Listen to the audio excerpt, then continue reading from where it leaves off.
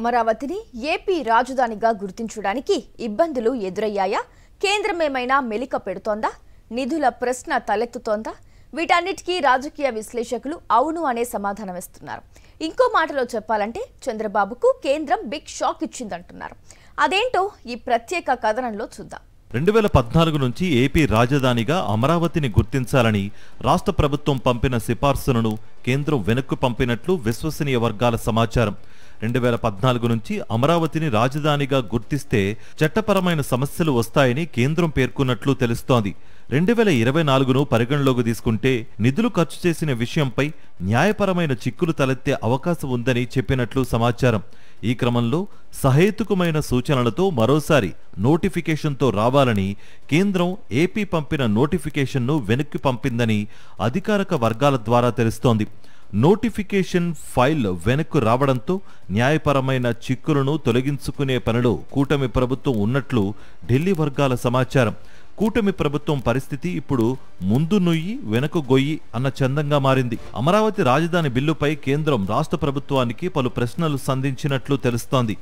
అమరావతికి చట్టబద్ధత కల్పిస్తూ రాష్ట్ర ప్రభుత్వం కేంద్రానికి సిఫార్సులు పంపింది.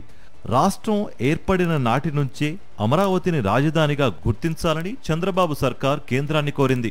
10 ఏళ్ల పాటు ఏపీ, తెలంగాణకు హైదరాబాద్ రాజధానిగా ఉంది కదా. ఇటువంటి సమయంలో అప్పటి నుంచి ఎలా నోటిఫై చేస్తారని బాబు సర్కార్ను కేంద్రం ప్రశ్నించినట్లు తెలుస్తోంది. ఆంధ్రప్రదేశ్ పునర్వ్యవస్థీకరణ చట్టం 2014లో ఈ అంశాన్ని పొందుపరిచిన విషయాన్ని కేంద్రం గుర్తు చేసినట్లు తెలుస్తోంది.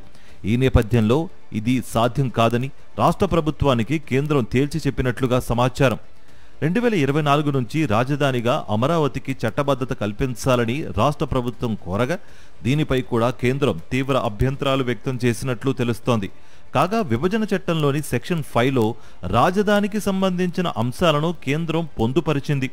ఇందులోని సబ్సెక్షన్ 2లో విభజన తర్వాత 10 ఏళ్ల వరకు హైదరాబాద్ ఉమ్మడి రాజధానిగా ఉంటుంది. ఏపీకి కొత్త రాజధాని ఏర్పాటవుతుంది అని తెలిపింది. దీంతో పాటు ఏపీ కొత్త రాజధానికి కేంద్రం ఆర్థిక సహకారం కూడా ఉంటుందని సబ్సెక్షన్ 3లో కేంద్రం పేర్కొంది. ఏపీ పునర్విభజన చట్టంలోని సెక్షన్ 2లో అమరావతి ఆంధ్రప్రదేశ్ రాజధానిగా చేర్చాలన్న సవరణకు కేంద్రం ఆమోదిస్తుందని కూటమి ప్రభుత్వం ఆశపడింది.